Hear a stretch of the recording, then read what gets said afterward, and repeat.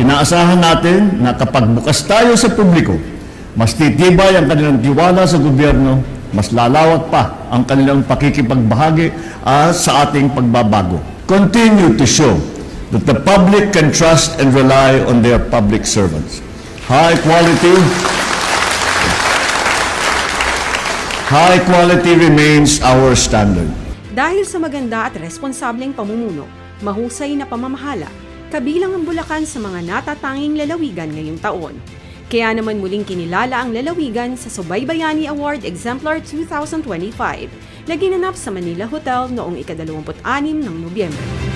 Layunin ng parangal na ito na itaguyod ang transparency, accountability, at kahusayan sa paggamit ng pampublikong pondo para sa mga proyekto at infrastruktura.